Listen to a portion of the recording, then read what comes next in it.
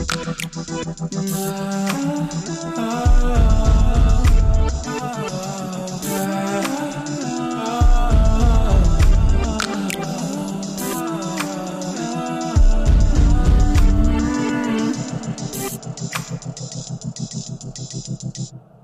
girl.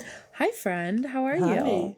I'm good. I think we've got a couple things to cover right at the top. For sure. Number one, probably being the quality of the last episode, which you guys wasn't the best. Sorry. Wasn't the best.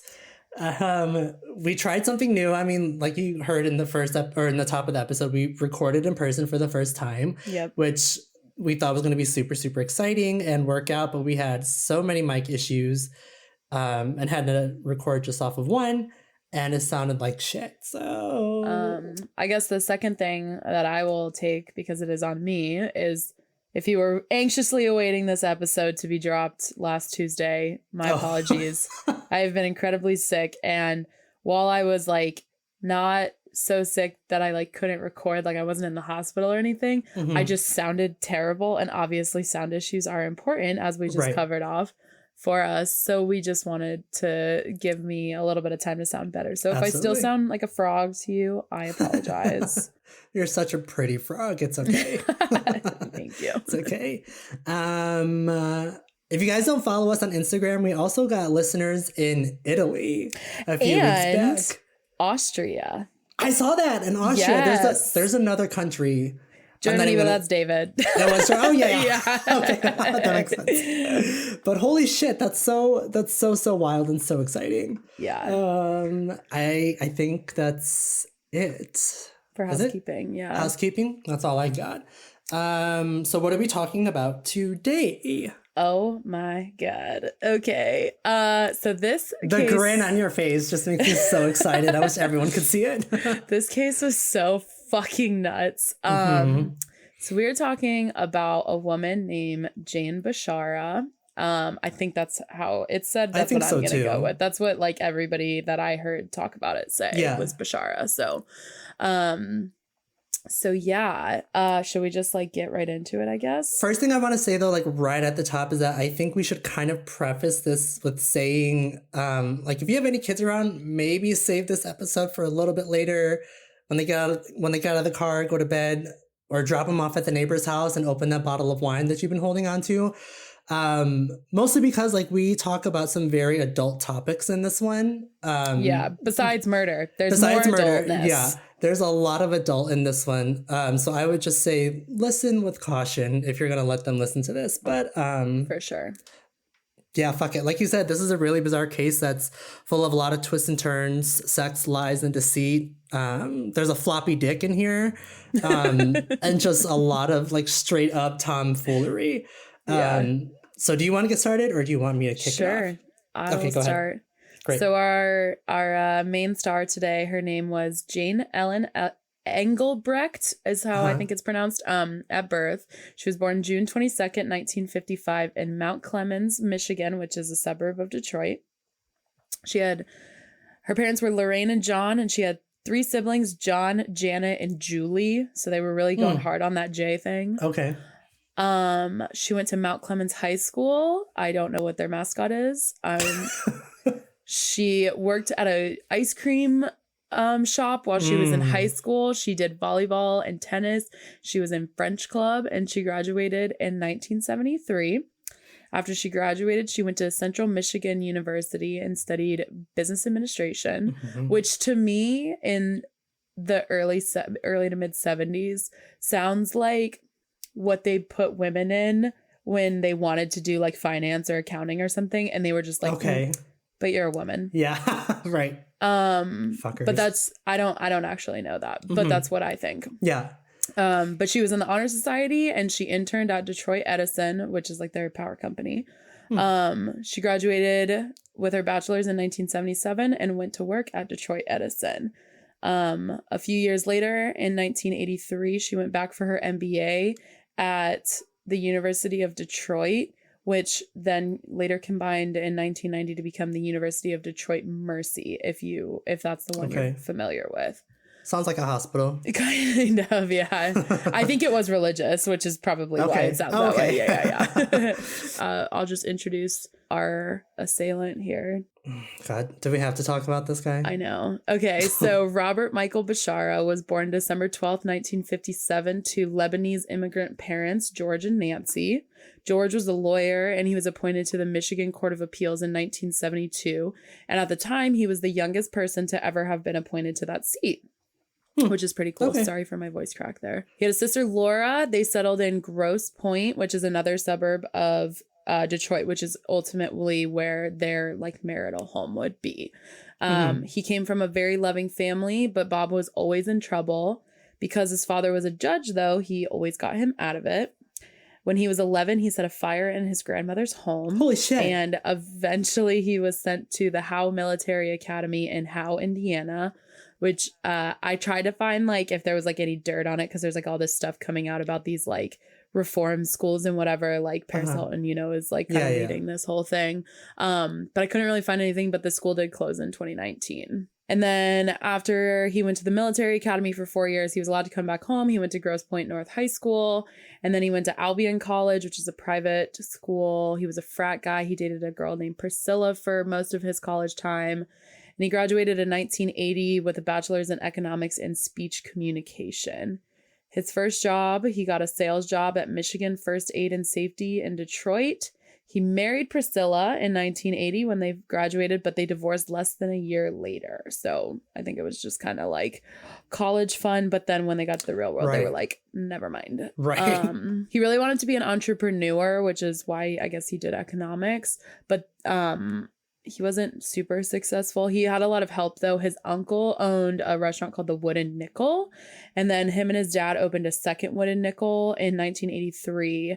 And they started buying rental properties. There's evidence that says that George, his father, started buying rental properties even before Bob left for college, like kind of with the intent of giving it to him after he graduated. What fucking privilege. I know, a little bit of like a Donald Trump story here. Pisses me off. Yeah, so, I mean, good for them. It seems like his parents were probably good people, but he was a shitbag, so we're gonna be mean. Absolutely. So then she finished her MBA. He was recently divorced. They were both living in Detroit, and they met at a party. What really pissed me off is, like, I'm just going to jump to the whole Dateline thing. This is where I got a great majority of my information from.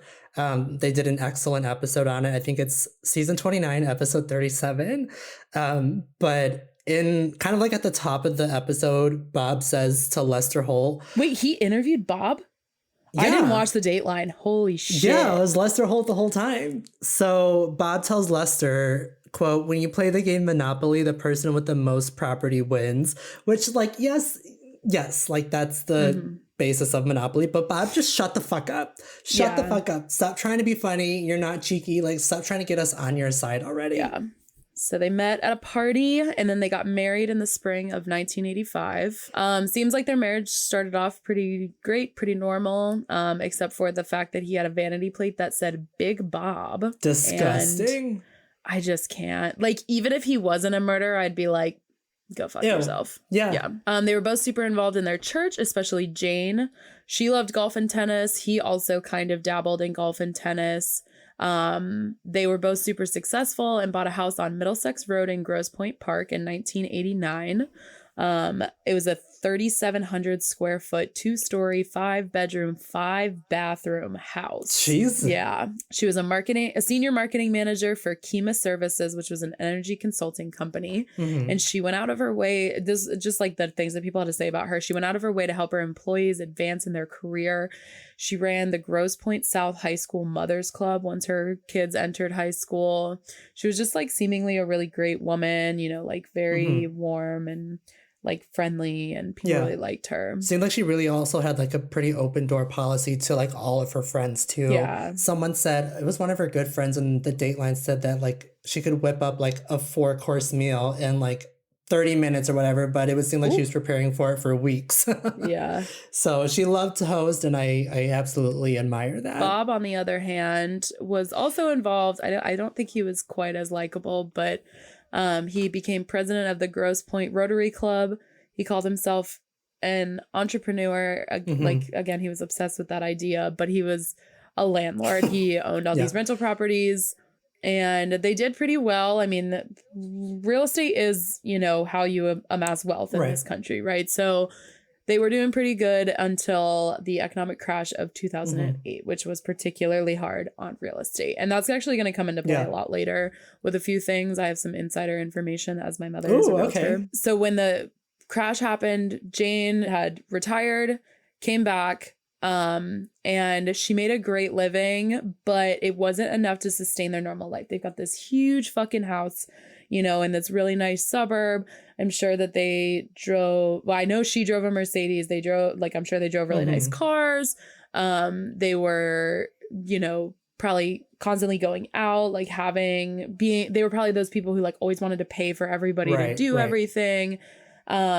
So money became very tight, and it became a huge issue for them. And on top of it, their son started college like right at the same time. Oof. He was born in 1988. So yeah, so he's probably started college in like 2006, 2007, something like that. Damn. Yeah. The only other thing I wanted to say is also before the crash in 2008, Bob's dad died in 2002. He was only 67 years old. So it was kind of sudden and not really expected. And apparently that like destroyed Bob. He was very close with his father. And I think that kind of like started him down this whole like self-destruction path. 67 is pretty young too. Yeah. I mean, especially if I don't know if he had retired at this point, but like even if he had retired, he probably didn't retire until his early 60s or whatever. So like either he was still working or had just stopped working, like, and he was a judge. So like he had a very, you know, high profile, like high intellectually stimulating job, because a lot of times that increases your longevity is when you're very intellectually stimulated. So yeah, that is pretty young. Also, speaking of judges, the day that we're recording this, Darrell Brooks was found guilty on all 76 counts today. What? Yeah. How did I not hear about that? Holy shit. So Bob participated in a little thing called BDSM, which stands for bondage and discipline, dominance and submission, sadism, and masochism. BDSM is defined as a sexual activity involving such parties as the use of physical restraints, the granting and relinquishing of control, and the infliction of pain, which to me is totally fine. I've never been someone to kink shame whatsoever.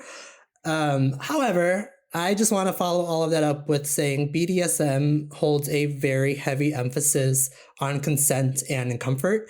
And one of the big key factors in it is that the sub or the submissive one is the one who actually has like all of the control. And what Bob was doing was being just like outright abusive to these women. And there was literally no respect or communication. He just crossed several boundaries. Just to preface this whole thing, I am not a participant in the BDSM community. Same. I don't know if you consider yourself one. Okay. I don't consider myself like a part of this community at all, but I have the utmost respect for these people and for what they do. I hate that fucking 50 Shades of Grey made people think that they were so kinky. Yes. You are not. But if you are a member of this community, I just want to apologize in advance if I do mishandle anything, because I am not a member of this community. I have done a fair amount of research. I sound like the podcast, but I have done a fair amount of research that I know some of the terminology. I know some of the like whatever, but I just want to apologize. It is absolutely not my intent to like offend anybody by any of the things that I say, because this man specifically makes a bastardization of the BDSM community, and he's a trash human. Yes. Regardless 100%. Of his interest in BDSM. So I couldn't find the exact year, but Bob joined a website called alt.com around 07 or 08. Now, alt.com is a site where that can help you find or explore your BDSM fetish and kink fantasies and connect with other adults that share the same interests. The website is actually still up. But on the site, Bob went by the username Master Bob. What? I know. A little bit of information. Master Bob is a pretty common title given to the dominants in these relationships, much like mistress, top, sadist, dominant, etc. Submissive persons often go by slave, masochist, pain slut, bottom, and other titles. Which I didn't know that, like, I mean, I get like the whole bottom thing, like the bottoming in the gay community is something totally different than what it means in like the BDSM community. So I was kind of thrown with that one. Anyways, I learned a lot of information. Now, Bob lied to Jane a lot about where he would be most of the time while he was out. He was actually at BDSM parties with his mistresses or mistress. It depends on like the time that you're talking about.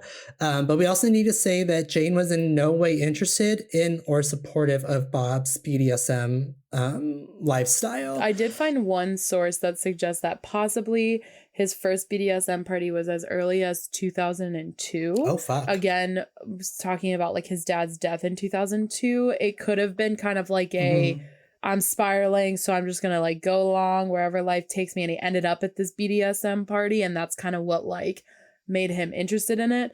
But for the most part, all sources say that he joined the website in like 2007. It could have just kind of been like a back burner thing, and this weird desire in him became too great for him to sort of like keep the lid on anymore. Now, what nearly everyone, including Jane, didn't know is that Bob had a sex dungeon in the basement of a building that he owned.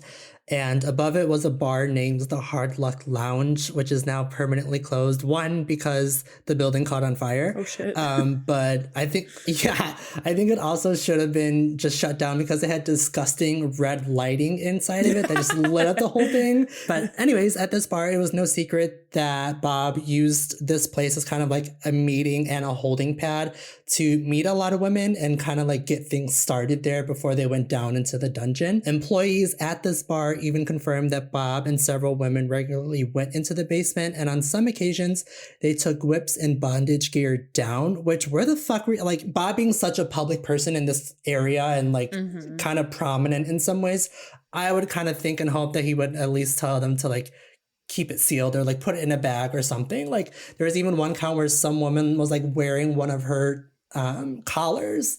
Yeah. Like if you want to wear that in public, whatever, like that's your own prerogative. I don't give a shit. But like, yeah, I think that he thought that he was just like so fucking cool for like being into BDSM. You know what I mean? Like, I don't think that ever even crossed his mind that like, oh, I'm a landlord and I want people to rent my properties. So like, let me be the kind of person that like everybody would want to rent from. Because it's not about like whether or not you have these desires, but it's about the form that you present to most people, right? You want to be the most likable version of yourself. That in itself is a business part too. Exactly. But he was just like such a shithead because not only was he like inappropriate with like possibly his like potential customers that were at this lounge also. The manager of the lounge said that he always had girls in there and that the whole staff hated him. His wife even went on record saying that he made the hair on the back of her neck stand up. Oh, fuck. And apparently, which this gets my blood going, he never paid for his drinks. And if he did, but to clarify, he owned the building that the Hard Luck Lounge was in, but he had nothing to do with the bar itself. Right. So he just thought, because I'm the landlord of this building, I don't have to. Here. Yeah, he doesn't have to pay for drinks. And if he did, he was like a shitty tipper, which like fucking tip your bartenders. God damn it. Especially if you're going to act like you're so rich and powerful and a likable person in your community, fucking tip your bartenders. So in 2009, at a BDSM party hosted by one of Bob's friends, Patrick Webb, Patrick recounts that Bob told him, quote, "Sometimes I think it'd be easier to kill the bitch." So a lot of this, and once we get into it, is like obviously pretty premeditated, but like you're thinking about this as early as 2009. So like there's a big age gap from like when things actually go down. But here's where I also want to add, and I couldn't find it anywhere else. I heard it in one of the podcasts that I had listened to on this case. They had said that Bob was exposed to kind of the BDSM world at a very, very young age. I guess growing up, his family had a maid or like an uncle or someone that lived in the house. I don't know. But he and a childhood friend found a BDSM magazine in the bedroom. and they were flipping through it, and like Bob got like super, super interested. So he somehow, either his friend was into it or he convinced his friend to do it. He got his friend to, they both got naked, and he tied his friend up to a chair. So I feel like, yeah. So I guess kind of like backtracking and then to launch us into the next thing. So he was always like bringing these women to his dungeon, but then he suddenly decided that the dungeon wasn't enough for him, and he started to bring women into his home that he shared with Jane. What? And their 2 children. When he later got questioned by the police about this, they were like, what the fuck? You had another place. Why did you feel the need to take these women into your home? And he told them that the bed in his home was far more comfortable. Ew. Which, like, you fuck. Are you kidding me? And then also that there was no shower in the dungeon, which, like, bro, you could have totally put one in there. That's not that big of a deal. And you're the fucking owner of the building. Like, it's speculated that he wanted to show off his luxurious home and that the thrill of sneaking women around his family was more exciting than, like, the actual BDSM itself. So for him, like, this whole foray into BDSM in general was more about, like, the thrill and, like, the kind of like taboo-ness of it and all of these things. And so this was like a way to escalate that. Like he was doing the most taboo thing of like having an affair in your own home while your kids are home. I wish a motherfucker would. I know. So on this website on alt.com, he was always posting, looking for like playmates basically. And that's how it started at first, that these were just women for him to like mess around with, not to like have an actual relationship with. Yeah. And so he said that he, quote, wanted to show women in the BDSM community what a proper BDSM relationship looks like. And he considered himself an expert, even though he'd only been in the scene for 3 years, which is probably not long enough to actually be an expert. No. And then he posted about how other men only get into kink to use and abuse women, and that he was like, his posts were always super extra. So like everybody knows what you're there for if you're on a website like that, posting in like specifically, you know, like dominant, submissive, like message boards or whatever. But he would be like, women need to come to me and kneel because I am Master Bob. And like, he was just so gross. Yeah. Ew. And which, so, I mean, maybe some women want that and also like get off and feed off of that kind of energy and vibe. Yeah. Like, but ew. Also, this is also where he started telling people that he was a widower and a single dad. What a sack of shit. I know. And he started like really getting so obsessed with this that he was spending so much money on his dungeon and like on like going out and meeting with these women and everything that he was like, they were so broke that he stole $10,000 from Jane's retirement account, and she changed the password, which, oh my God. Yeah, like that like totally put a huge wedge in their marriage, was like rightfully so. And then he was just like, the whole thing was like taking over his life. In 2010, he was quoted as telling random people on the golf course that he liked spanking women, but Jane wasn't into it. And this is the thing that I literally cannot get over. He was watching porn in their living room where his children could see it. And when his daughter walked by and caught him and was like, what the fuck, Dad? Why are you doing this? He said, I have erectile dysfunction and I just want to make sure it's not your mother's fault. God, what the hell goes through someone's mind? Like, wanting to like expose your kids to that. Yeah, to your high school daughter. Oh my God.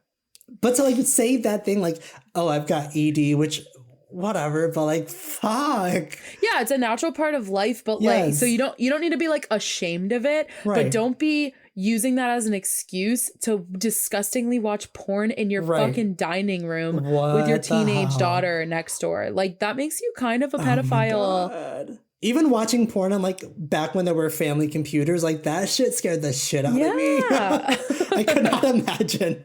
I need a bath already. Yeah, I know. So like, because of all of this stuff, he and Jane did do some counseling at some point to talk about both the sex and the money issues. Jane did not like it because she considered him a slumlord. He wasn't keeping his buildings up to code. He wouldn't get rid of rats, and he owed tons of back taxes, but like he was just kind of like doing the Bernie Madoff, like taking money from Peter to pay Paul. Yeah. And also he had a ton of gambling issues. So like a lot of the money that he should have been, like he might have been okay, but he was wasting all of the money on his addictions, because that's what all of this is, right? Yeah. The gambling, the BDSM stuff, like he probably had enough whips and chains, but he just needed to continue to buy more. And also he had serious substance abuse issues. He was on cocaine, always drunk, and maybe like heroin at some point. Holy shit.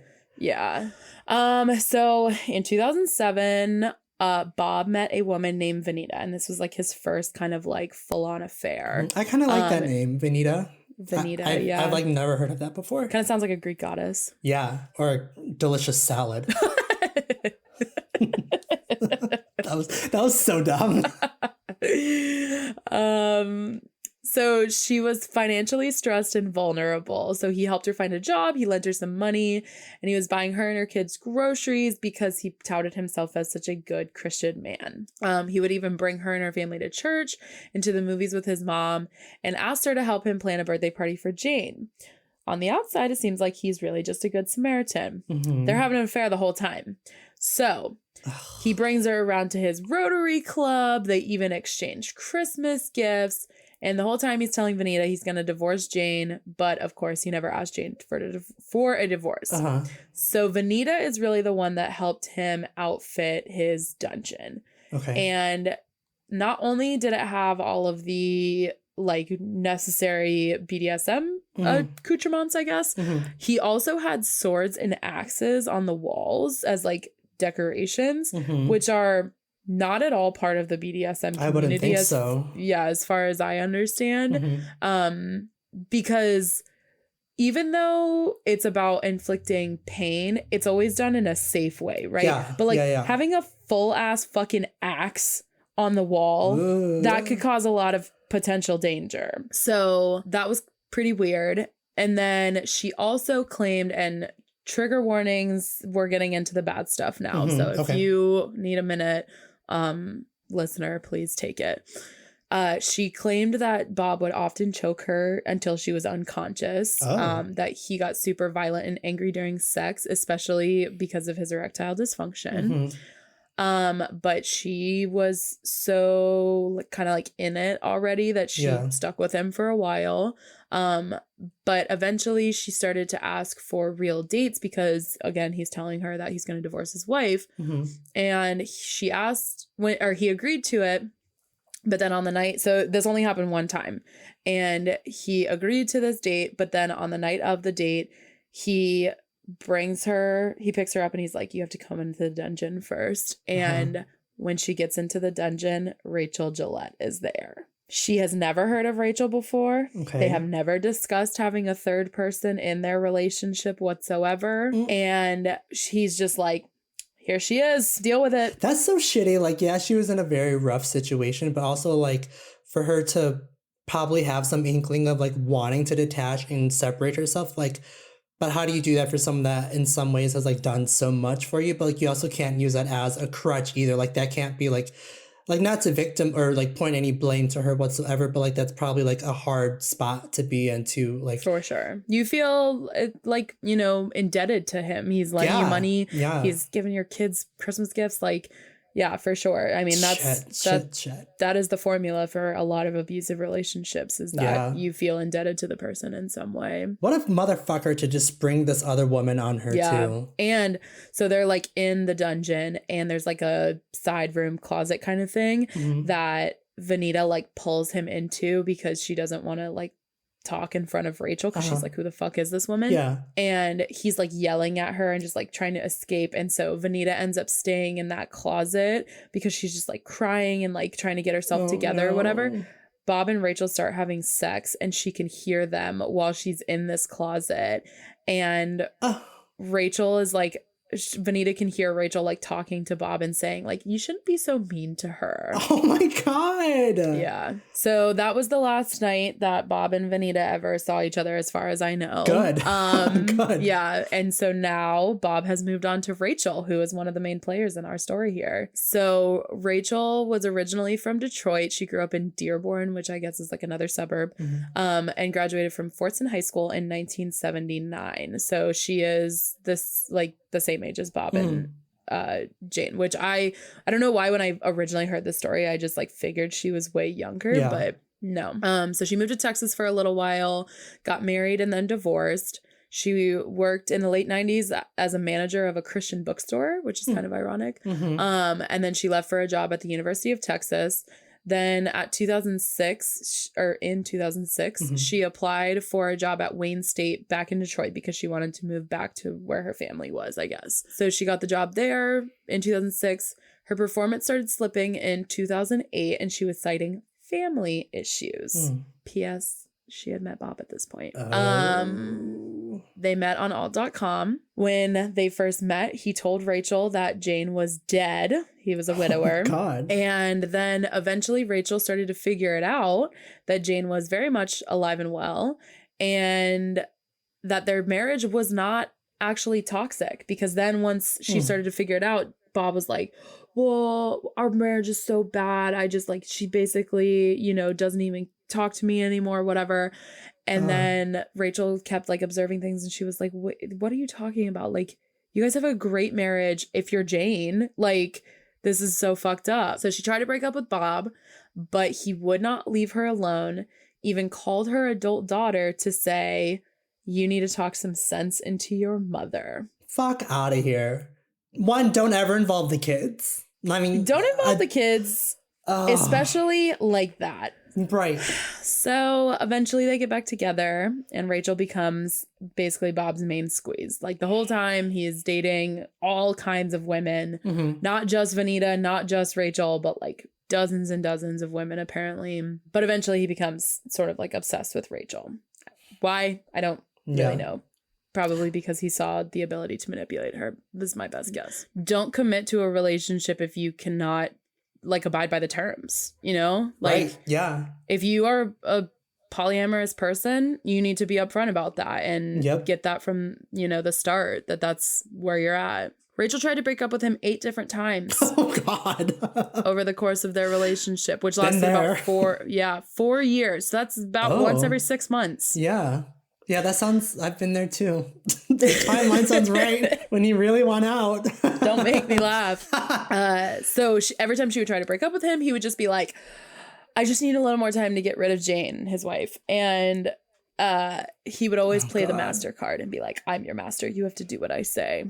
Which is not, again, how BDSM works. No, it's not, but like him. But I know. And at one point, Rachel, or his daughter, saw his text with Rachel, and he did fess up to his daughter, apparently. But we don't know if she ever actually told Jane about it, because, you know, that puts your kid in an awkward position, which, like, don't ever do that to your kids. He kept telling Rachel also that, like, he was just waiting for their daughter to go to college and kind of be, like, out of the house. And then he felt better about divorcing Jane. But the whole time he's being very public about their relationship. He's, like, taking Rachel on dates and everything.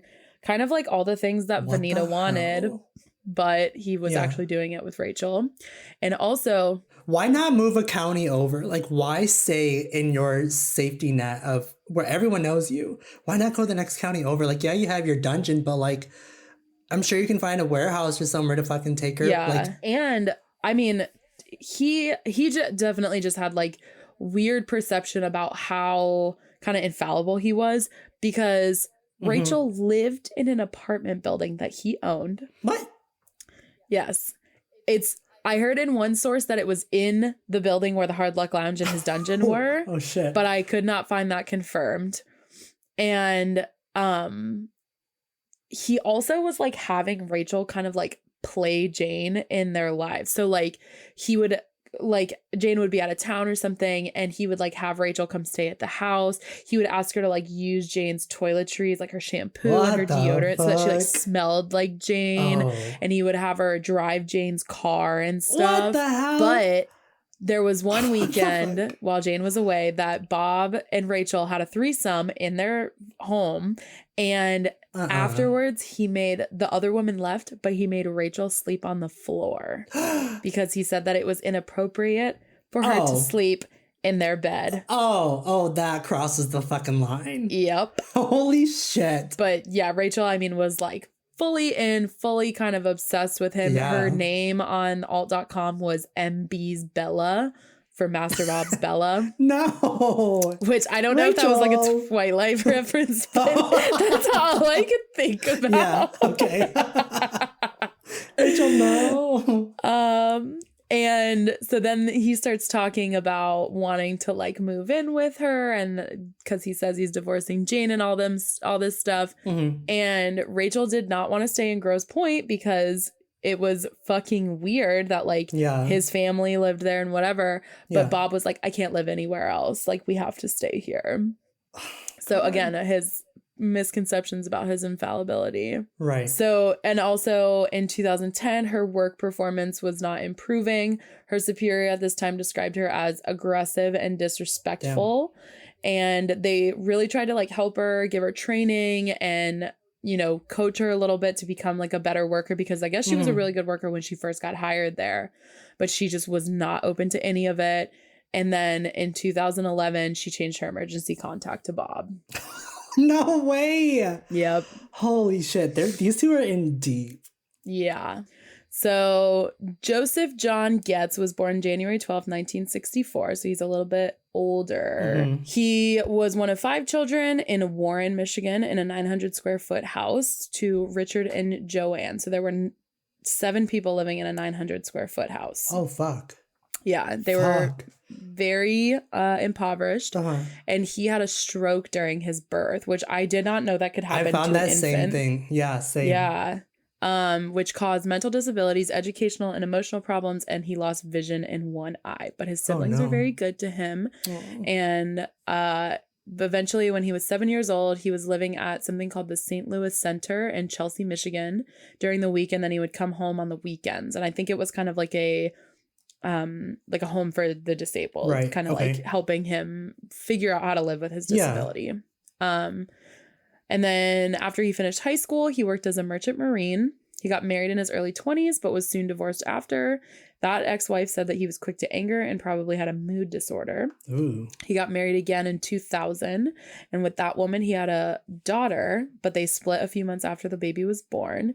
Eventually, his ex-wife lost custody and the girl went into foster care. He tried really hard to get custody of her and got it for a little while, but it did not last. He is just not quite stable enough to care for a child on his own. So then he had a third marriage in 2009 to Rose Fox. And that's a sexy name. Speculation that there was some desire to marry again for the purpose of getting his daughter kind of full time. So he cared about his daughter. Yeah. But he just wasn't quite a fit parent. He wasn't fit, yeah. And obviously, the reason I'm telling all of this, Joe did not come from a great background. Joe was at a bit of a disadvantage. So while acknowledging that, there is no excuse for what he did. Right. But it does play into why Bob thought he could manipulate him. I have that same point later. That's awesome. So Bob and Joe meet in fall of 2011 from Steve Thibodeau, who was a furniture store owner that Bob was friends with. I fucking hate Steve. I hate Steve when we get to it. Was he in the... oh my God, yes. The Dateline a lot? Now I'm kind of upset that you didn't watch it because he... We'll get to it. I hate Steve. So Steve introduces Bob because Joe needed a place to live because he and Rose were breaking up and he didn't want to live with her anymore. So Bob helped Joe find a place to live and also like kind of offered him a job to be kind of his handyman. Yeah. One thing that I thought was very weird about that, Bob's a fucking landlord. Mm-hmm. Found Joe a place to live with someone else, like another landlord. Oh, really? Why, I'm sure you had an open apartment somewhere, Bob. Oh, that's weird. Why did you need him to live with someone else? Yeah. I think that's very bizarre. And not only did he find him a place to live, he co-signed on his apartment because Joe did not make enough money to qualify. Weird. Shortly after they met, Bob starts going around asking if anybody knows anybody who could rough up a female tenant because she wasn't paying rent. Why would you want it to get to that point, you son of a bitch? Yeah, there's a lot more legal recourse that you can take before physically harming. Like, would you want someone to treat your daughter like that? You fucking suck, Bob. Oh my God. But that was a lie. It was actually for someone to kill Jane. Yeah. And Joe, at the same time, was going around asking for assistance with a hit and run job for his, quote, friend Bob, who was offering a few $1,000s and a Cadillac for the death of his wife. And the, like, details that Joe was providing, while they weren't spot on, because he kept saying, he, like, was mispronouncing their name as, like, Bashar instead of Bashara. But he, like, had details about, like, her exact route home from work. He, like, knew exactly their address, like, things like that were more indicative of him actually knowing the real details just than mispronouncing their name. Right. And apparently Bob was hounding Joe about it constantly, but Joe was, like, not wanting to because he doesn't want to fucking murder people. But Bob was relentless. At the same time as all of this is happening, Bob introduces to Rachel the fact that he now wants a third in their relationship. Oh, no. 3+ years into their relationship. Again, if you're polyamorous, start with that. Yes. Bob told Rachel that if he had 2 women at home, he wouldn't need to go outside of their relationship for satisfaction. What? That is a direct quote. The fucking nerve. I know. I was like, first of all, you have a limp dick. You have a limp fucking dick.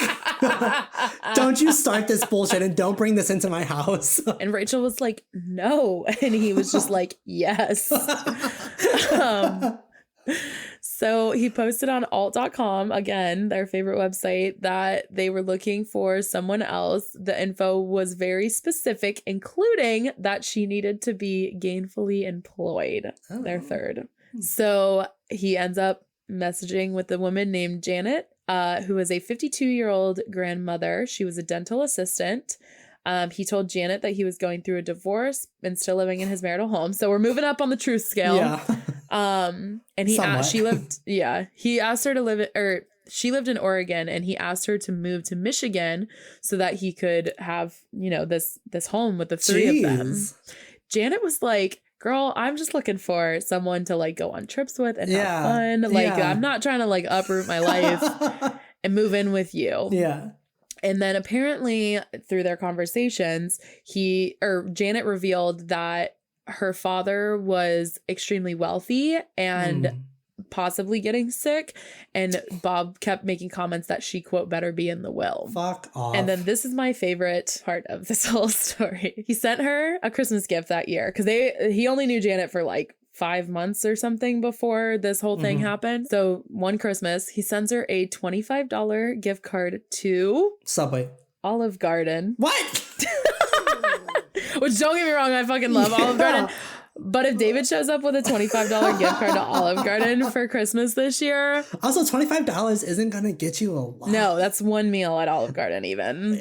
Yeah, not even a drink. Maybe 2 if you're doing unlimited soup, salad, and bread only and water. Yeah. And then, so in addition to the gift card, he gave her a leather cord bracelet for Christmas that he told her, it was like part of their BDSM kind of like costume, whatever.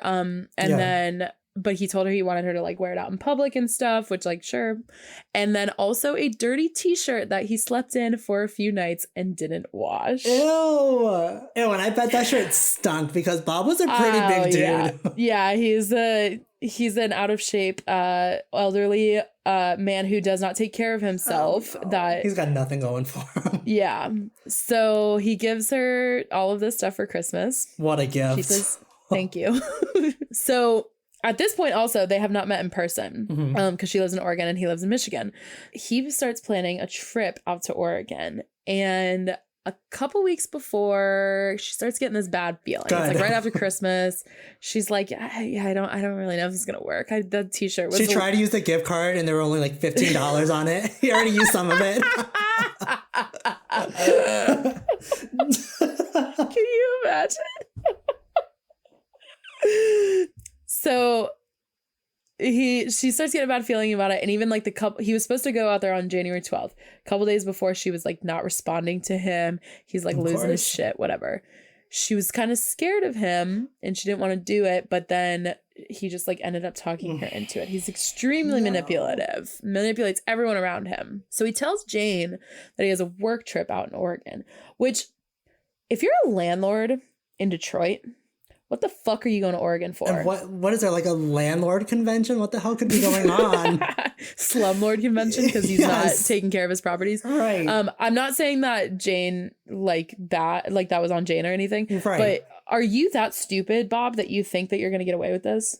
Yes, he is. So Rachel takes him to the airport and he's like so excited because he's like able to tell Rachel about this because he thinks that he's gonna like bring back another woman for them. It's so bizarre. And my other question about this is the whole time Bob's been claiming that Jane is cool with him being in the BDSM community, that she doesn't want any part of it, but he's telling everybody else that Jane's fine with it as long as he doesn't, quote, embarrass the family. That was something that he said in his testimony. And if she's so cool with it, why don't you just tell her you're going to a BDSM event in Oregon? You have to lie and say that you're going to a work trip.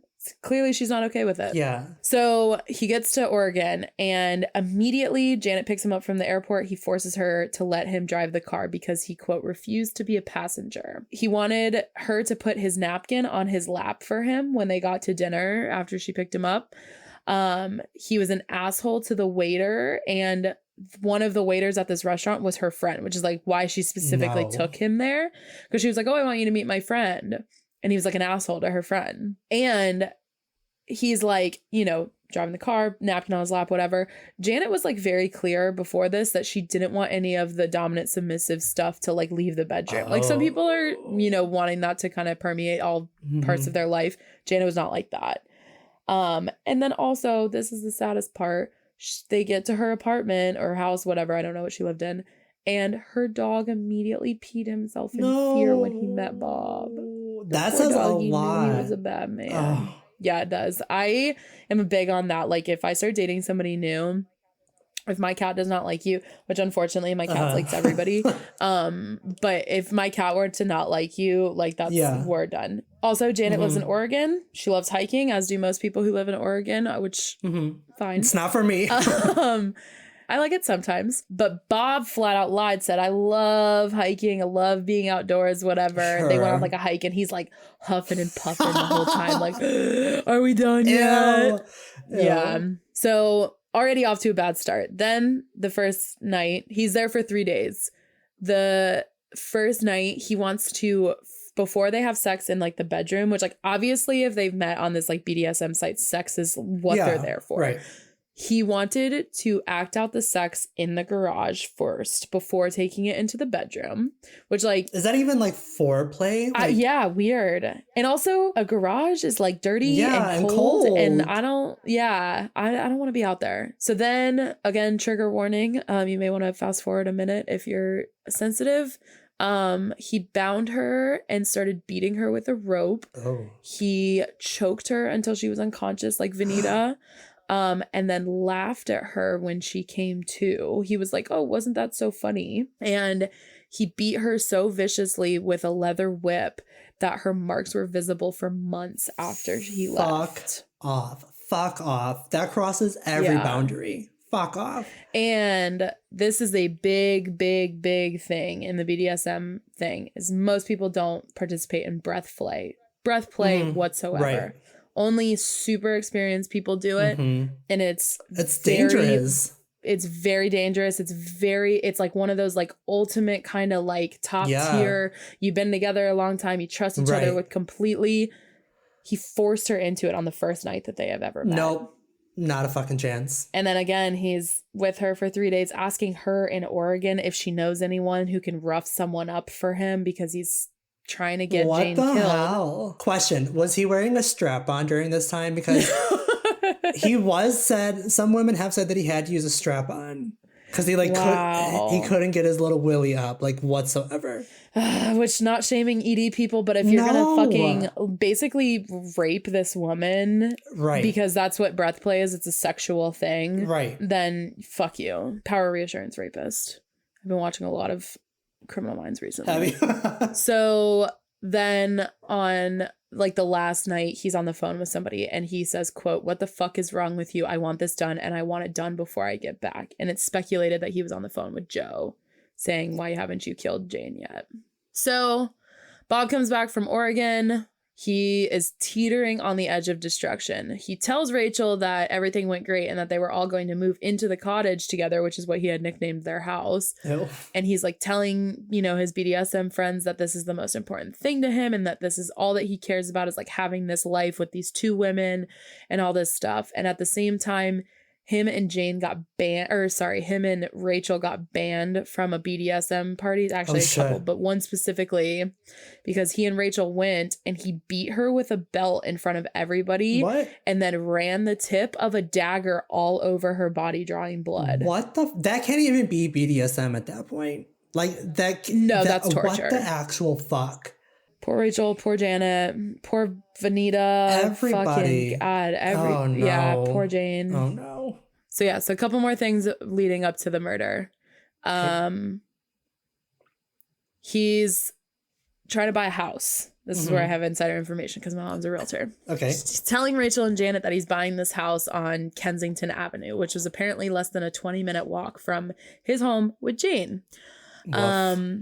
Yeah, because he's a fucking sick man. Where does he have this? I mean, it's fake, right? Like, this is a fake situation. Like, it's not. Yeah. Okay. He can't actually buy this house. Where the fuck would this money even come from to where Jane would not find out? So I thought about that. One of the things that I realized, like, I cannot imagine like my sister's husband being like, "Yeah, babe, I'm buying a like." Absolutely even trying to not. buy a house, like they know everything that goes on with each other's finances, Yeah. right? Like that is ridiculous. But he does kind of have the perfect cover because he's a landlord. Oh. So he could just be like, "Oh, this is a work transaction True. or like a business transaction." But he did not have the money. He had never approached a bank about a mortgage, but he had told like these realtors that were, selling this house that everything was going to work out. And I talked to my mom about it because I was like, if you don't have, like, when my mom's doing a deal, right, like the very first thing is, do these people qualify for a mortgage to pay for this house? Right. Or if they have cash, like if they're offering cash for the house, do they actually have the cash? And I was like, asking my mom, I was like, do you actually see the money? And she was like, yes, they have to show me like some sort of a proof of funds or something. Or, which makes sense. Yeah. And she said, if they refuse to show it to me, I will not accept the deal. So these people had already actually accepted this deal on this house. She thinks that because it was in 2012 or 2011, 2012, I don't know when the whole thing started, that these people might have been very desperate because the housing crisis was so bad at this point that they maybe accepted it without proof of funds or proof of like the mortgage, which that's bad on the realtor. Like that's a bad, like you're a bad realtor if you do that. Right. Also, I think that it's just like Bob's ability to fucking manipulate everybody that he was just like, I got it. Don't worry. Because that's what he kept telling them. I got it. Don't worry. I got the money. I have most of it right now, but I'm going to figure it all out before our closing date. So, so he's going through all this housing stuff. January 20th, Rachel emails Bob asking for proof of divorce because he has told her that he is divorced from Jane at this point, that he had bought Rachel a diamond ring that she was wearing, just not on her left ring finger. But turns out that ring, and their daughter testified to this in court, that ring was actually a fairly heirloom from Jane's family. That's fucked up. Something that wasn't even yours to begin with, but to put that on the hand of another woman. Yep. But that's disgraceful. Yeah, the sick game that this guy is playing, thinking that he's just gonna like take everybody's shit. What the fuck is wrong with him? So that's January 20th, January 23rd, which I don't know what he told her at that point, but Rachel was kind of like, I guess, still like allowing him to get away with shit. January 23rd, the closing packet was complete for the Kensington house. January 24th, Bob goes to pick it up and takes a conditional certificate of occupancy, which is issued by the Department of Buildings to certify that a residential building is actually up to code and able to be lived in. So he picks up the closing packets.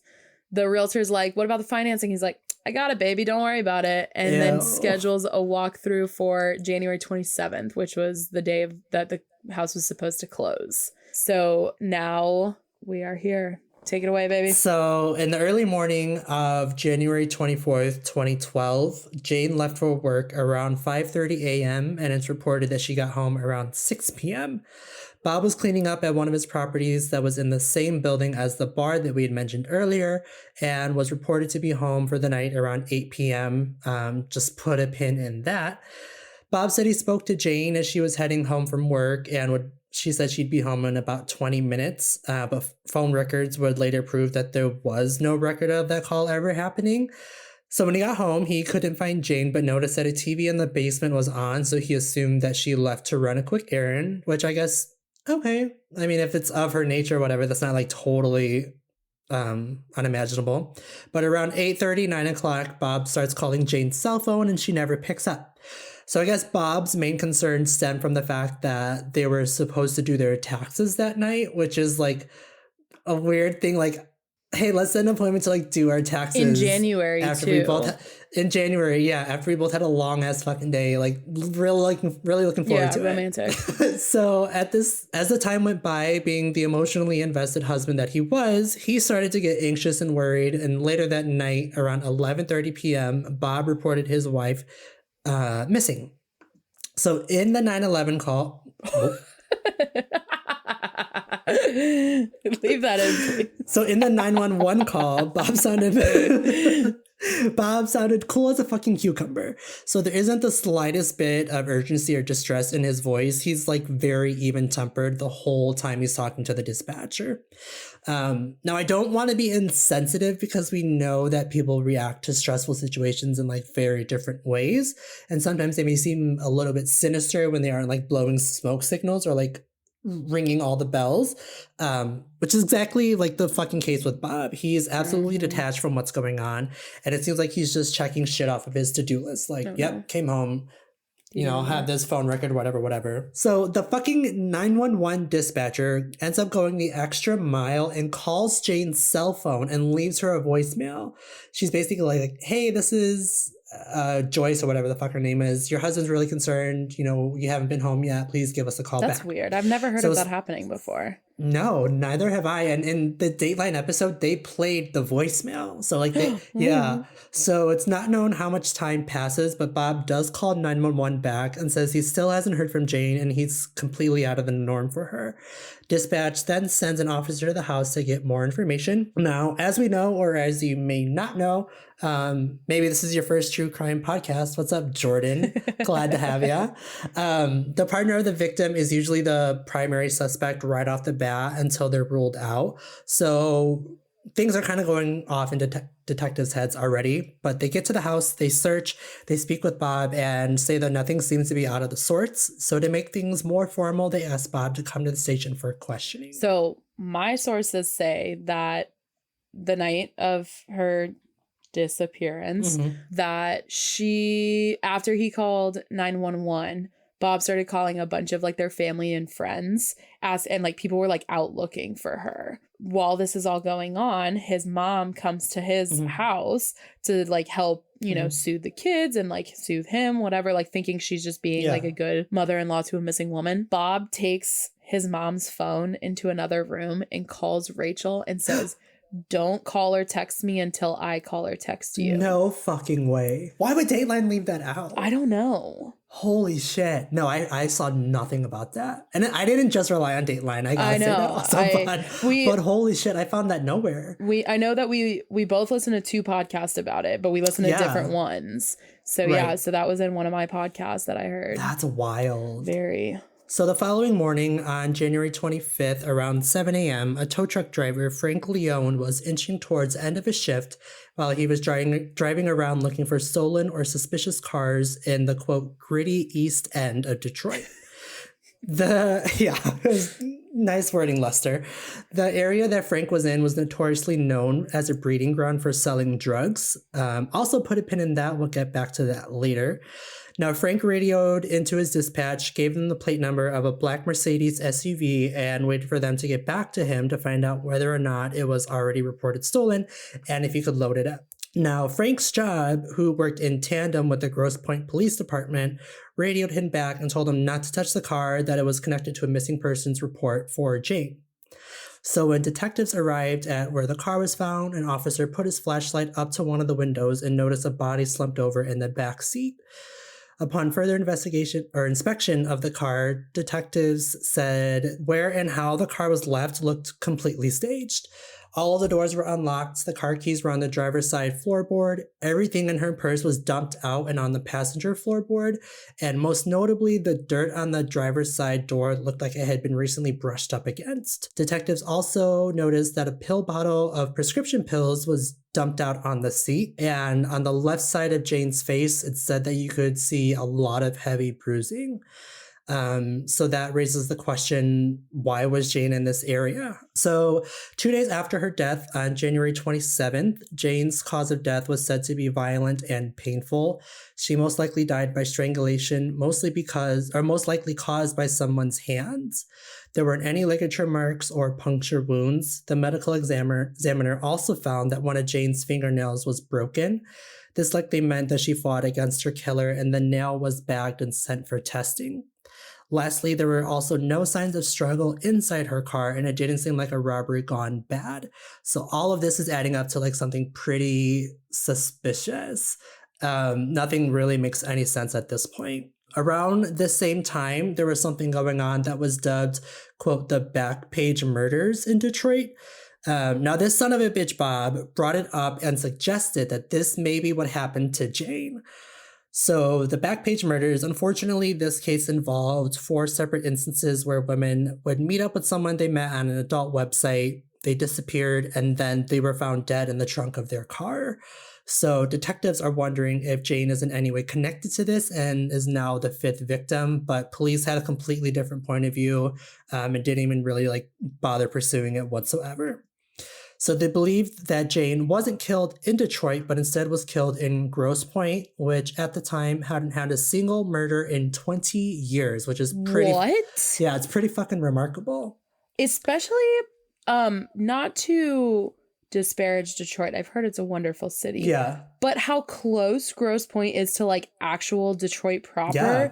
That's fucking insane. Yeah, 20 years. I can't say anything. I live in Chicago. There are more murders than there are people here. Detroit is notoriously dangerous. That is bananas. That's a very, very odd statistic. Right. Wow. And I guess that could attribute to the area being so well off to the Grosse Point community. But so who knows what the patrol was like with cops or whatever. But 20 years is bonkers. And at the time of her death, Jane and Bob had been married for 27 years. So when detectives spoke to Bob, he had an alibi that cleared him for most part of the night through 8 p.m. Bob told police that he was actually at one of his properties cleaning up, but a tenant of Bob's actually said that was very odd because this fucker never lifted a finger, let alone cleaned anything. He always had someone hired to come and do it. But Bob was actually out there cleaning that night. So that was super, super surprising.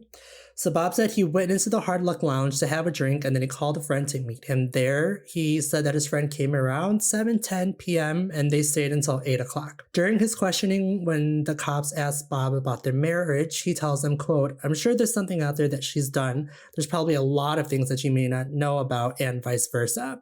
Which, how fucking dare you, Bob? Don't you dare talk down about Jane. But also, like, kind of thank you for saying this about yourself as well. Mm-hmm. He also went on to say, quote, we pretty much knew everything about each other and that we didn't have a lot of secrets or things we hide, which is bullshit. Such bullshit. Now, Bob goes on to tell the detectives that Jane liked to smoke weed, which, if we go back to where her car was found, I guess could kind of explain why she might have been in such a dangerous area, but it actually fucking doesn't. And weed just wasn't legal in the state of Michigan at this time, and it wouldn't be until 2018, which doesn't really mean anything. Like, you can obviously always get it somewhere. But don't you fucking dare like point your fat ass fingers at Jane's for just enjoying some reefer. Like, fuck out of here, Bob. It's also like he just like took all these like little tidbits of information, and then ran with it and tried to make all these like ludicrous theories, because he also tried to theorize at one point apparently that she overdosed herself, which does not explain the bruises or the fact that she was like in socks when they found her and stuff. But that's why they had like spilled a prescription pill bottle all over the seat and everything, and like put her in this area saying that like she went to this area to like get drugs and all this bullshit. And it's like, okay, like big jump from weed to overdosing on hard drugs that could possibly kill you. Weed can't kill you, Bob. No, just in case you didn't know chance. You can have a great fucking trip, but it's not going to kill you. Yeah, he was so he's so infuriating. Now, like I said not too long ago, Bob's alibi was verified for the most part. The tenant / owner of the Hard Luck Lounge, his name was Mike. Don't know his last name. Sorry, Mike. But he said he accidentally discovered Bob's sex dungeon one day. The fuse box was in the dungeon, basement. And a contractor went down one day and noticed it. And he came up and told Mike that Bob had some freaky shit down there. Can you imagine like not knowing and just being like, no. Oh, I'm sorry. No. But he said that he noticed whips, chains, and some stuff hanging from the ceiling. Now, once word gets out, it hits the news pretty fucking quickly and also gets the attention of those on the local BDSM website. They started talking about it on their site boards, and it gets around that these people know Bob Bashara, but actually only knew him as Master Bob. But after seeing this on the news, a woman that Dateline called Lynn goes to the police station and kicks on their door with a fuck ton of information. And in the episode, she tells Lester that these soirees are posted online and people find out about them through word of mouth. A part that I got a fucking kick out of was when Lester had asked her, how do you know you're not going to John Wayne Gacy's house? Because she has said, like, you can, like, end up in a warehouse, you can end up in someone's basement, you can end up in, like, all these crazy locations. And the reason that she had followed through with all of this was that she had never experienced a sex dungeon and was actually really intrigued. So one day she meets up with Bob and another woman at the lounge. The three of them are boozing, having a few laughs, and they run out of ice, so she goes out to get some. What movie is that from? Sounds vaguely familiar, but... It's from Chicago. I haven't seen Chicago in so long. I mean, I've seen it probably a dozen times, but... I binge watched the shit out of that movie. So they actually did meet there. They chatted, they had some drinks, and then they went down to the dungeon. But Lynn says that the first thing she saw was a bed, and next to that was a giant web-like looking device. And she referred to it... What she's referring to is a restraint bed that actually does look like a giant spider web. You can actually buy them on Amazon for fucking $40. What? Yeah, they come with like the little wrist cuffs and everything. Lynn said that this was the only time she had ever went into the dungeon. She enjoyed the other woman, but said Bob was very self-absorbed and very, very dominant. She also tells us that she went to the police because she believed this is a secret life that he might be relevant and just wanted to bring justice for Jane. Jeez. So after speaking to Bob and Lynn, the cops say that they aren't at all interested in his secret sex life. They believe that there was a much larger issue creating chaos in his marriage.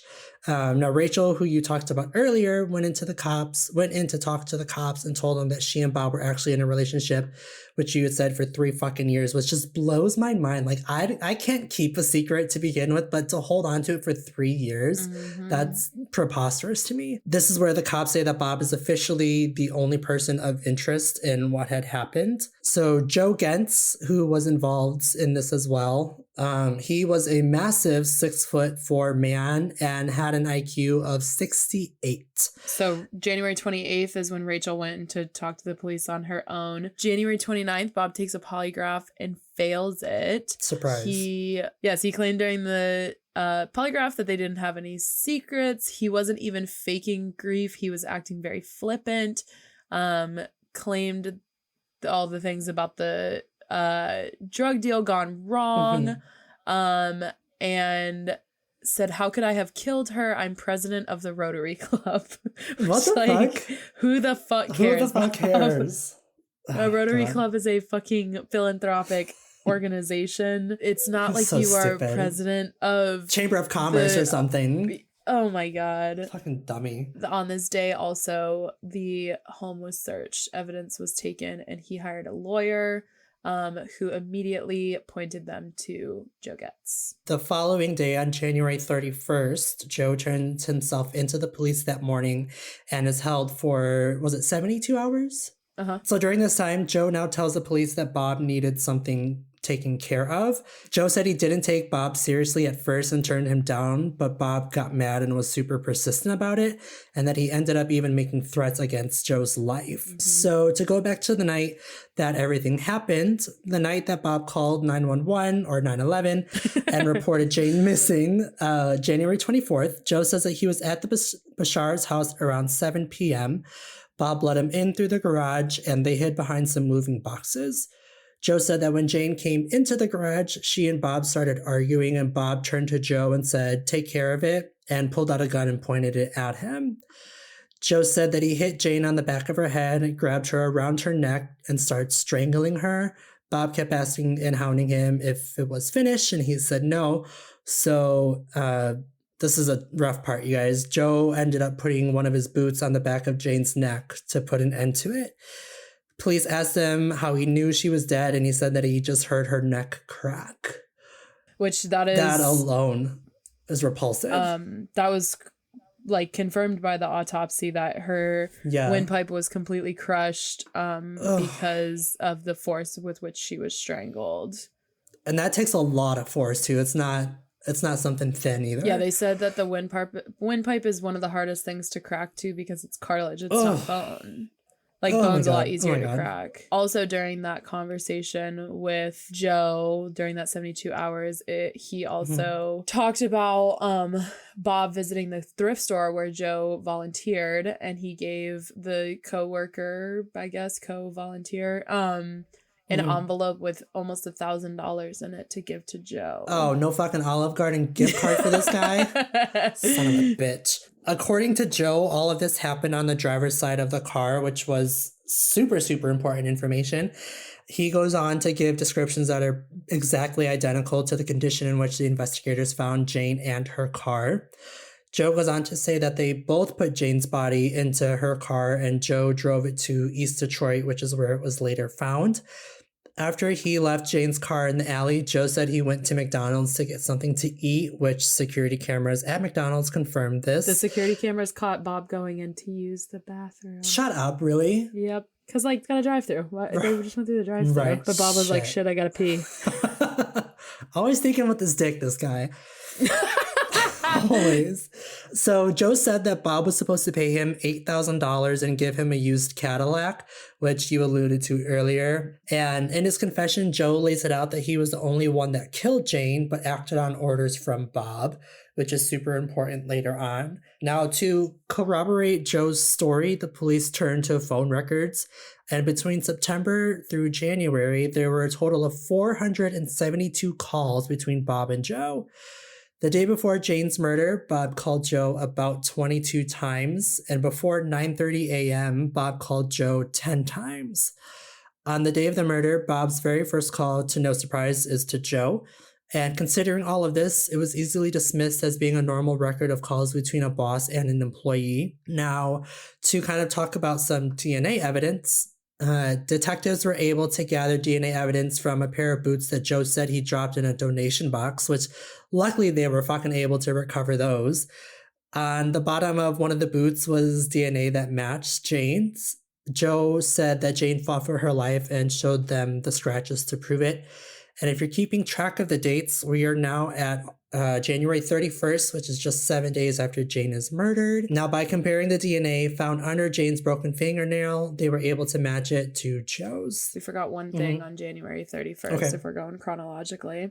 That was also the day of Jane's memorial service. Oh. Which, at this memorial service, it was like testified to that Bob went around and talked to everybody, emphasizing that they needed to not say anything bad about him because he was going to be a prime suspect. What? And he threatened some of his tenants that he would evict them if they talked to the police. Oh my God. And he was following that waitress that like waited on him at the Hard Luck Lounge that night. And he was like doing this like on the fucking day of his wife's memorial service. He like hid in her bushes and was like, "Hey, what the fuck? Don't talk about me." God. Who else was it? Was it Chris Watts that acted really fucking strangely at the memorial service? Yeah, he was the one that like was calling his mistress and saying that he was in Paris for New Year's. Yeah. What the actual fuck? What is wrong with these people? I mean, I'm glad they're so fucking stupid, but why is it like such a common thing that they all fucking do and just ruin?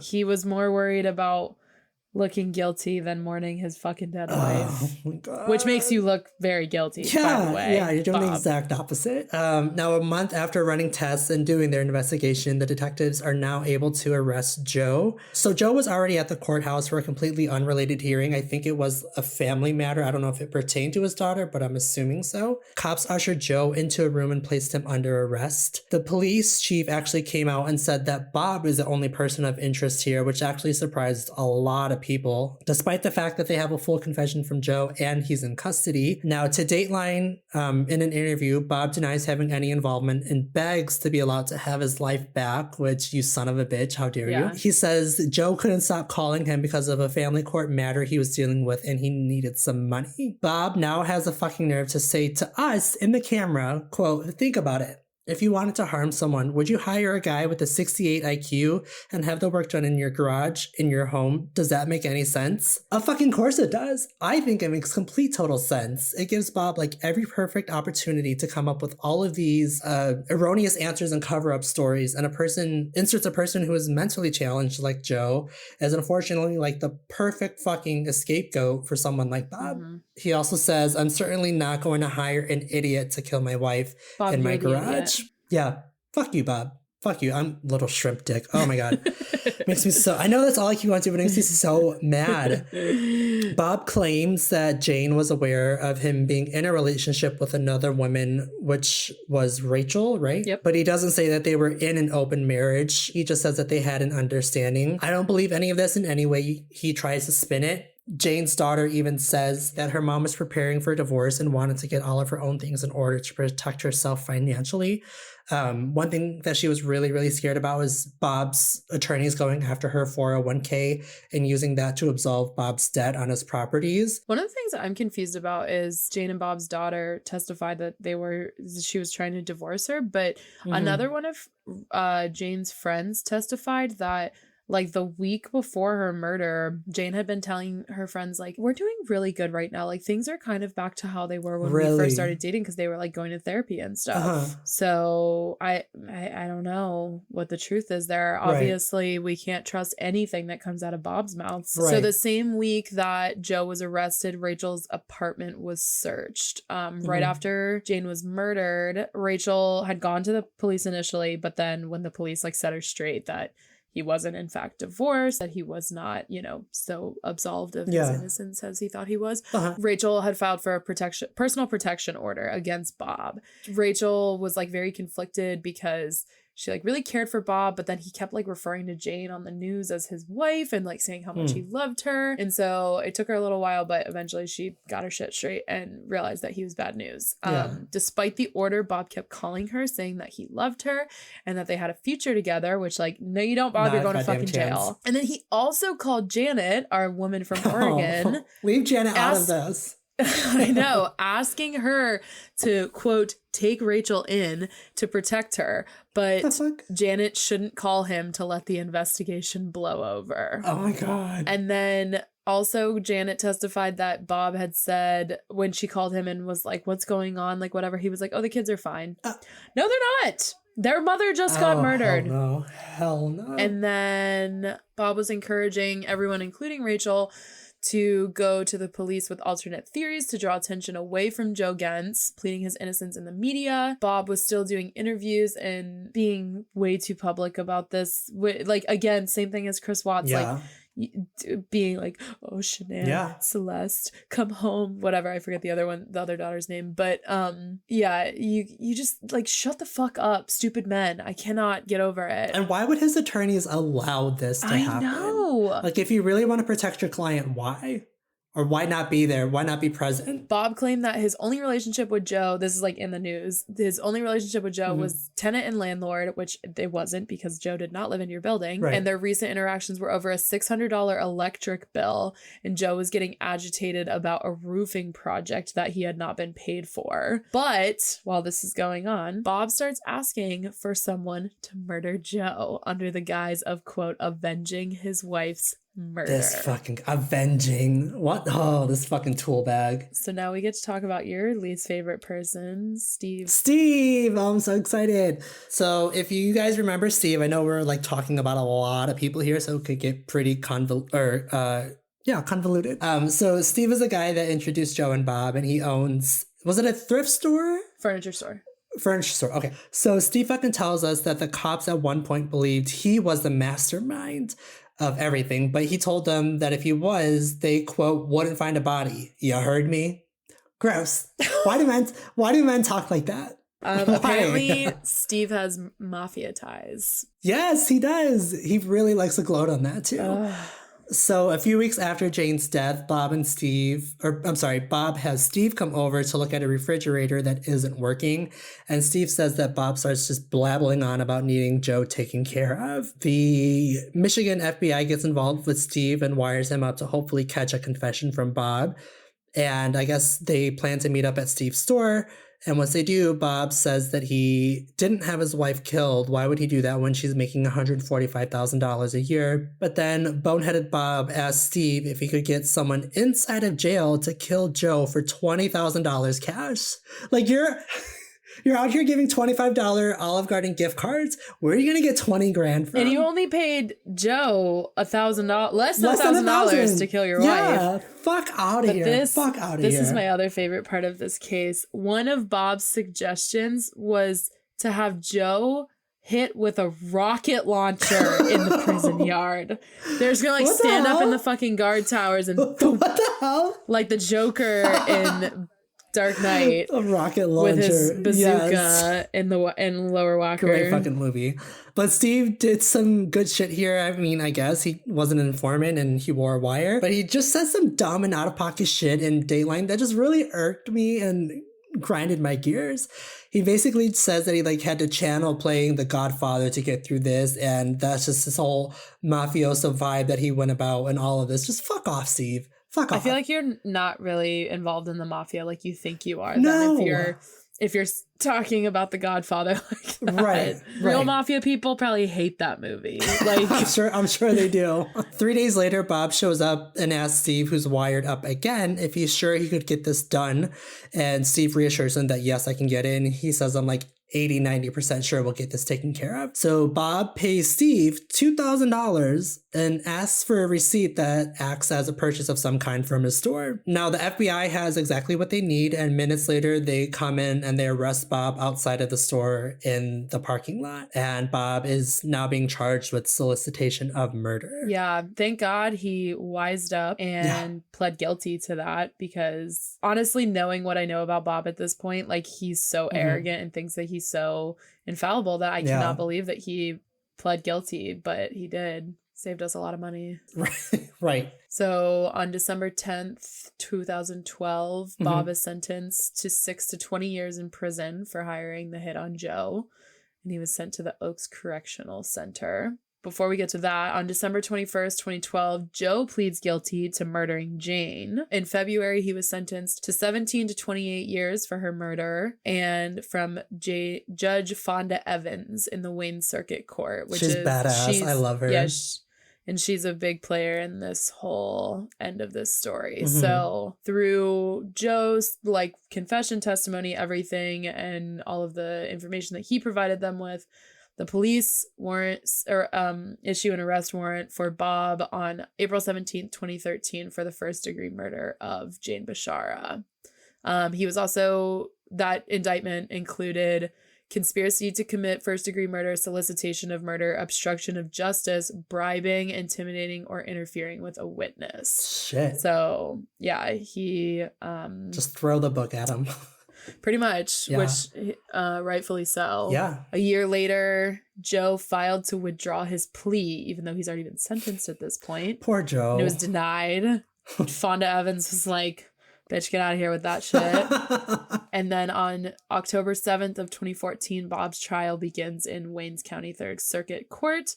The prosecution's theory was that Bob wanted to be rid of Jane to get access to her $800,000 in her 401k. Fuck. Sell the family home and get that money to start over with Rachel and Janet. God.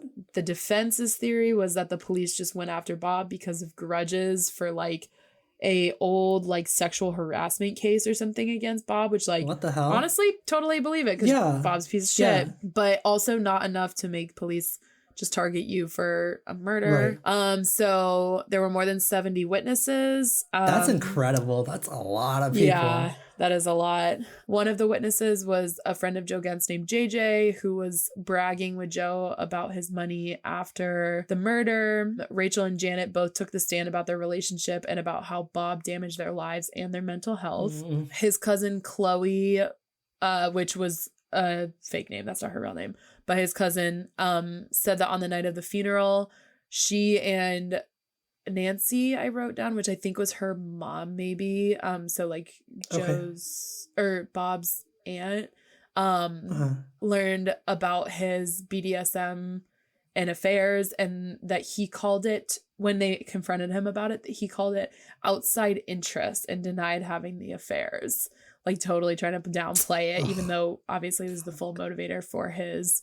Oh no, Nancy is Bob's mom. Sorry. So her aunt. When they learned about the BDSM, and then Nancy also testified that she never actually met Rachel and just let her dog out sometimes. That Bob was just like, "Hey, one of my tenants needs a dog let out. Can you do this for me?" Which like, I don't really know in what world that makes sense, but obviously Bob was manipulating his mom as well. The Hard Luck Lounge bartender also testified, she was one of the witnesses, that Bob arrived right after 5 and stayed about 40 minutes when he got her attention to tell her he'd be back in an hour, which like no one cares, Bob. No. And he never had done that before and never did it again, obviously. The defense attorneys tried to place some of the blame on the funeral home, but the funeral director like wouldn't even talk to them. What? They said that they botched the investigation because typically clothes that come with a body that have any blood on them are burned and not returned to the family, and they had not done any of the forensic testing that they needed to before the body was sent to the funeral home. So they had not tested that to see if like Joe's blood, Bob's blood, anybody else, like whatever was on that. Oh shit. Which I don't think that ultimately that actually would have ever made a difference in the case, but I think that was just the defense grasping at straws. They really didn't have a whole lot to run off of, but what I liked a lot is like through the course of the testimonies, the prosecution was able to poke holes in basically like every bullshit claim that Bob ever even like tried to make, which is pretty fucking awesome. Bob, one claim he made was he said that he didn't have a gun, but his mom ended up testifying that she found one in his safety deposit box. And it took it took the attorney, Bob's attorney, 14 months to turn it over, which why 14 fucking months. Like that's, to me, that seems like you're like withholding evidence. Yeah, that's what I would think. I mean, I'm assuming they got it before the trial right. still, so it's not a Brady violation, but still. Bob said that he wasn't near his house until he gets home at 8 o'clock that night, but the FBI find a ping on his phone that says he was actually in the area near his house. Bob further claimed that he dropped to his knees when he was told about Jane's death. The detective that was there and gave him the news testified and said that that didn't happen, and there wasn't a lot of reaction or emotion from Bob. The day that Joe was set to testify, Joe gets on the stand and says that he no longer wishes to, which is like, that's got to be a fucking gut punch for the prosecution. But like ultimately it's okay because like they had a strong enough case already against Bob without Joe. So, but that's shitty. This is where Joe really starts to like fuck up a lot. Yeah. So while the trial is going on, there is a woman named Teresa, I think is how you say it, or Therese Gibbons, who gave a story. She was a former Chicago police officer that testified that Bob had asked her to create posts online about Jane to be negative. They had like some sort of a relationship. And when he was like, oh, my wife's such a bitch, blah, blah, blah, she just did it because she believed him. They were like in a relationship or whatever. And then also during like the trial or like right before the trial, I guess, or maybe it was during the investigation, Bob had asked her to write a letter about what a good man he was. Ew. And she denied because while they had this like relationship, so that all that stuff happened like before Jane was murdered. While they had a relationship, Bob, again, trigger warning, fast forward 45 seconds, she said that he had tied her to a cross and whipped her. Holy shit. And then she got a restraining order against him and he would not leave her alone. And he kept telling her, like, you know, the song Stand By Your Man. Yeah. Follow that song. What the fuck? What the actual fuck is wrong with him? And then he kept contacting her while he was in jail, asking her to visit Rachel and protect her and tell Rachel to stand by him. Ew. Because Rachel also wanted nothing to do with Bob, because you are gonna be found out to be the piece of shit that you are when you're this terrible, Bob. Like, shit. I'm sorry, but none of these women are gonna stand by you. Don't be sorry. Fuck him. Yeah. So she gives that interview to the Detroit Free Press during the trial. So that was released on November 11th, 2014. And then on November 18th, 2014, the trial comes to a conclusion and Bob is found guilty on all charges. Hell yes. How many years was he sentenced? So in January 2015, he was sentenced to life imprisonment for his conspiracy to commit first-degree murder and first-degree murder convictions, plus 18 to 40 years for his solicitation of murder, 1 to 5 years imprisonment for his obstruction of justice, and 2 to 10 years imprisonment for his bribing, intimidating, or interfering with a witness. Holy fuck. And he was already like late 50s by the time that Jane had died, right? Like, wasn't he like, or maybe it was mid 50s? No, he was almost 60. Shit. Yeah. You said late 50s, right? Yeah. Woof. I mean, that's just so much at a time. That's wild. So while all of this is going on, Joe tries to retract his statement, claiming that Bob was completely innocent and he couldn't live knowing Bob was being prosecuted for something that he had nothing to do with. Why, Joe? Why? Why did you do this? He had a sworn signed affidavit that on January 30th, 2012, police contacted Joe and he went in for an interview, and he was mad at Bob at the time because Bob owed him money for jobs, which is one of the things that Bob had tried to like say is the reason why Joe killed his wife. Yeah. And then when he got there, he was just going there to steal money and like items from the Basharas to pawn and get back at Bob. But then when he got there, he just got so mad and Jane was there like confronting him that he killed her in a rage, which that was like his new sworn affidavit. Holy shit. But later, and this is where I have, Bob says that during an evidentiary appeal that a Grosse Point Park public safety director, David Hillar, had a 15-year grudge against Bob for inappropriate contact with a child, but there's no legal paper trail about this incident at all.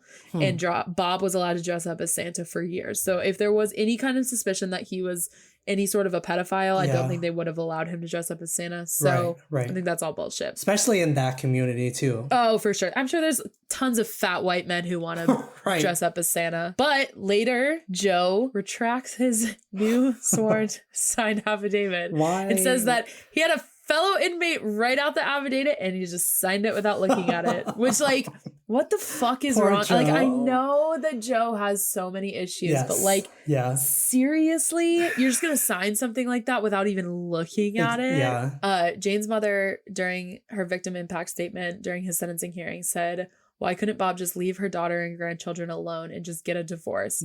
Take 3 to 4 minutes a day to think about her daughter and what he had done the same amount of time that it took her to die by strangulation," which is so sad. And then after all of this, Bob's attorney also said that Bob, quote, thinks he's the smartest guy on the planet and always thought he knew how to do his job better than her. Oh, shit. Fucking Bob. What is wrong with men that are like this? And so then in 2016, Bob filed for a new trial, saying that he had ineffective assistance of counsel, which is totally like not unexpected considering he thought he could do his job better than his lawyer. Judge Evans again denied it.